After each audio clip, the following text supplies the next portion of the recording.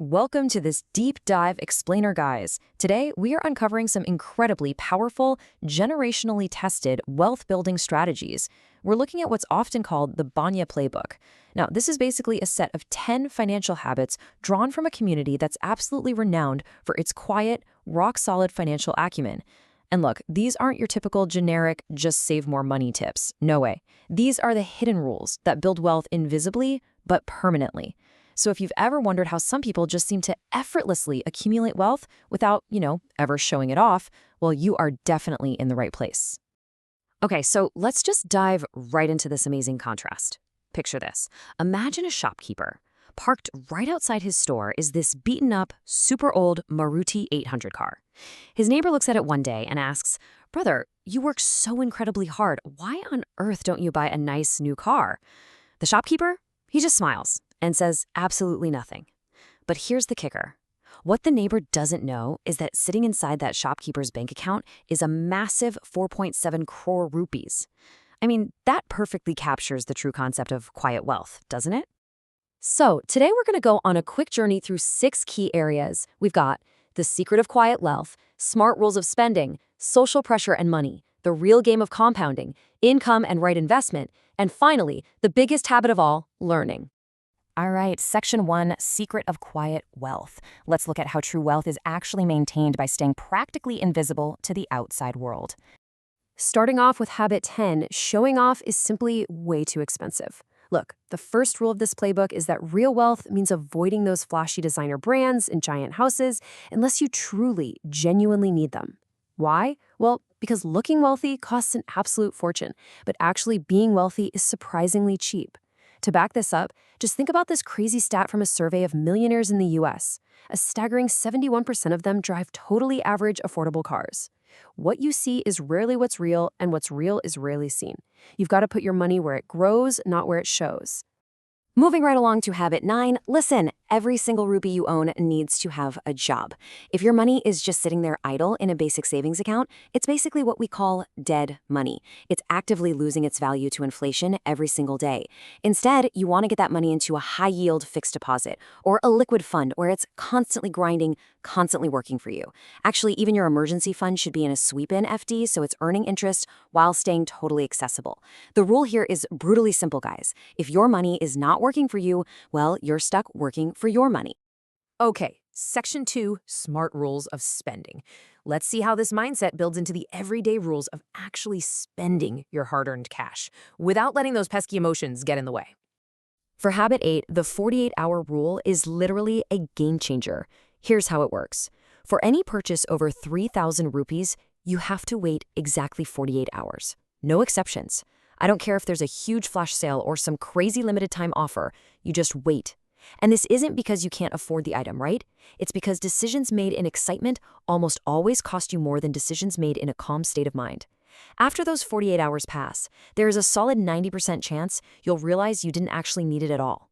That remaining 10%? Okay, those are your genuine needs. A smart investor never buys on impulse. Moving into Section 3, Social Pressure and Money. Now, things are going to get a little uncomfortable here as we look at arguably the trickiest part of personal finance, dealing with the financial expectations of your family and friends. So, the crucial point for habit 7 is what we can call the death of lending. When you lend money to friends or family fully expecting it to come back, honestly, you should probably consider that money already gone. The rule is only give money away if you can comfortably afford to treat it as a pure gift. If they pay you back, awesome, it's a bonus. But if they don't, your relationship is still safe. Because when a loan between friends isn't paid back, you don't just lose the money, you lose the relationship entirely. It might sound a bit strict, but it's not ruthless at all. It's actually a super honest, practical way to save your most valuable relationships. And this brings us right to habit 6. Whenever you get a raise or a big promotion, stay completely quiet about it for at least 6 months. Seriously, zip it. Don't go buy a new phone, don't suddenly upgrade your apartment, and definitely don't post pictures from some fancy new vacation. Why? Because the exact moment people know your income went up, their expectations completely skyrocket. Friends are going to want a treat, family expects bigger gifts, it just happens. By maintaining just 6 months of radio silence, you completely dodge this lifestyle creep, and you can quietly funnel all of that brand new extra cash straight into your investments. Keep the salary secret, keep the investments silent, and just let the results speak for themselves down the line. All right, section 4, the real game of compounding. We've protected our money. Now let's look at the advanced levels where the real magic happens: exponential growth.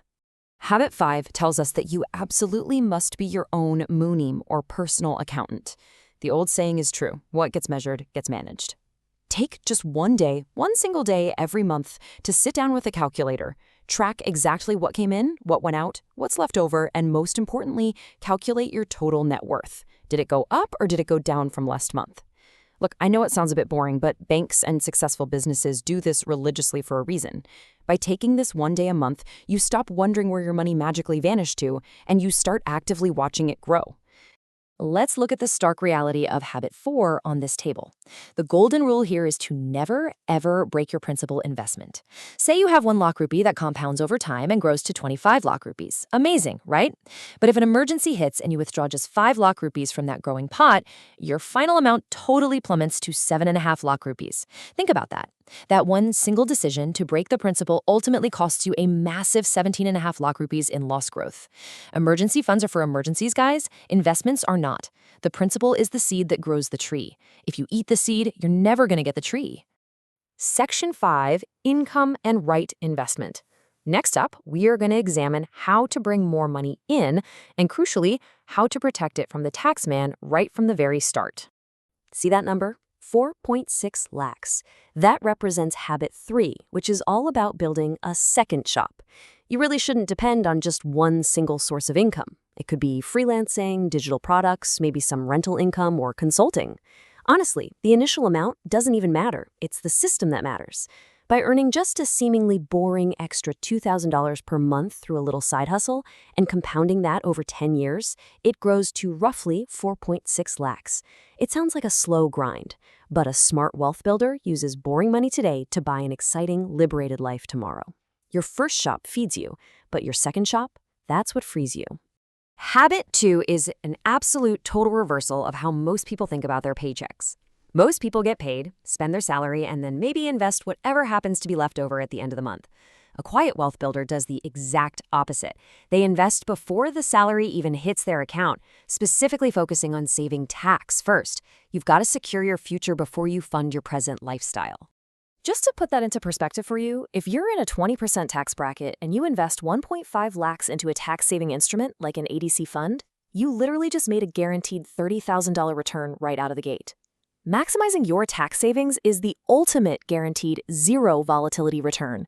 There is absolutely no market risk involved whatsoever. The absolute best investment return you are ever going to get is the money that the government never took from you in the first place. And that brings us to section 6, the biggest habit, learning. Finally, we have arrived at habit 1. Now, this isn't some quick tax hack or a hot stock tip. It is the ultimate mindset shift that makes all the other 9 habits we just talked about completely possible. Just 400 rupees. That's the cost of a totally life-changing finance book. Or maybe an incredible online course is around 2,000 rupees.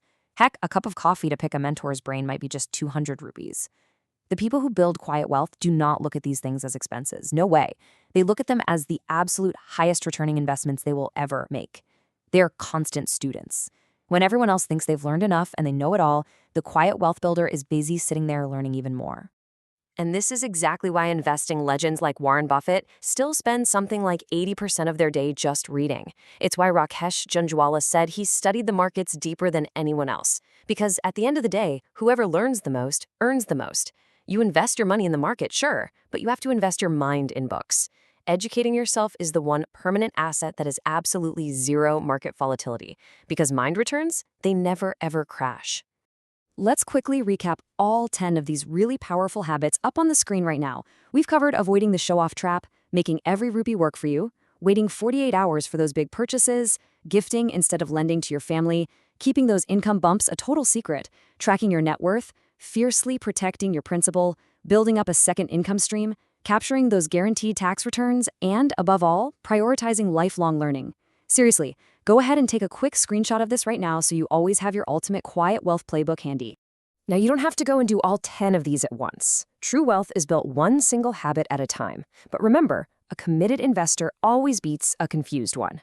So I want you to jump into the comments below right now and tell me, Which one specific habit from this playbook are you going to start practicing today? Putting it in writing is your very first commitment to building your own quiet wealth. Keep learning, keep growing, and I will catch you in the next explainer.